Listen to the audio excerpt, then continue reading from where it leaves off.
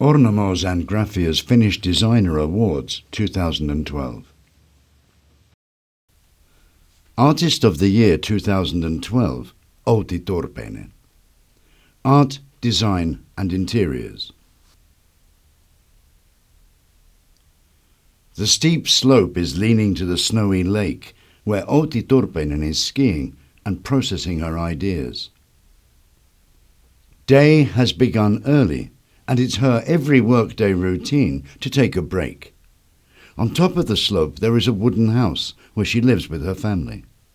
In the basement there is Turpeinen's glass studio where she has all the equipment: sieves for serigraphy, exposure plate, furnace and glass tools.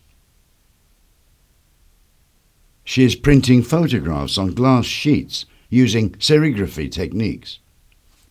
In the mornings I am working with my ideas. A sketchbook is an essential tool since I do not want to make unnecessary tests with glass.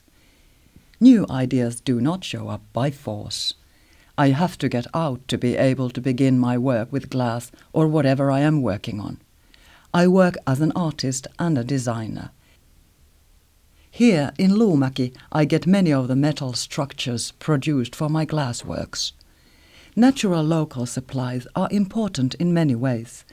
We eat fish from the lake, berries and mushrooms from the woods, and rye bread from the local bakery.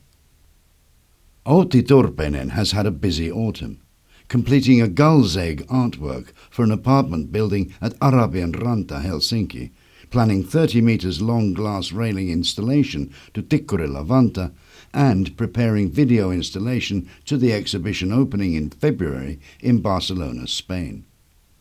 In that installation there is a story about a fox. Last winter I found a dead fox on the ice of the Lake Saimaa. Its mouth was frozen to an awful winds. I collected the remains and next spring placed it to the anthill in my yard. Then I collected the bones, boiled and prepared to organize them in the display order in the glass vitrine. Finally, the mythical and surrealistic tale of that fox is documented on video. In my art I am often thinking about human identity and how we find it through interaction of the past and the present. Aesthetically, I am interested in visible marks of use and patina. I like rust and signs of use. For my taste, modern Nordic culture is often too clinical. When she defended her Doctor of Arts thesis in 2005 at the University of Art and Design in Helsinki, her subject was a meaningful museum object. It was questioning the traditional methods in museums to display history and culture in the name of the truth. As a part of the study, Turpeinen created 3 exhibitions where she displayed imaginary museum spaces with fictitious characters and supposedly old artifacts. My interest in museums began already 2 decades ago when I lived in London. When wandering in the museums, it was an important revelation for me to understand how history builds human identity. It was then I understood the magical world of museums. We are used to consider museums as displays of our picture of the world, and we easily think that as true. As an artist, I can help museums to find new ways to display past and present and how we render it. Artists get involved in social projects. Outi Turpeinen gives workshops in universities in Finland and Sweden. In these workshops, she combines fact and fiction, history with the present, as well as a combination with her own identity. She supports an idea to get artists involved in social projects.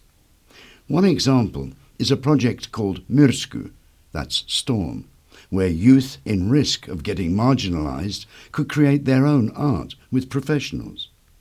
The project gets funding from the Finnish Cultural Foundation. On Luumäki, Turpeinen has given workshops for school kids on how to portray environment by drawing. Why live in the countryside?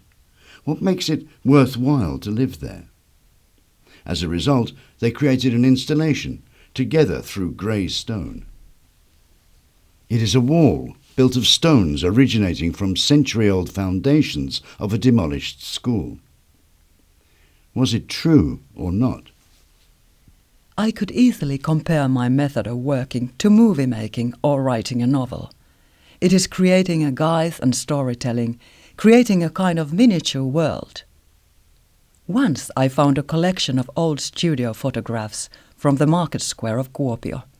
Images began to inspire me at once. I created imaginary shape and story of those young ladies a century ago. I am working somewhere between fact and fiction, with difficulty to recognize them apart. The truth itself varies depending on the viewer's standpoint. I create imaginary characters the same fashion as my younger daughter talks to animals and fantastical creatures in her plays. In the future, I have a wish to acquire a separate building for my glass studio and a guest studio. It could be an international artist residence. Small apartment and a big common workshop and a lake view.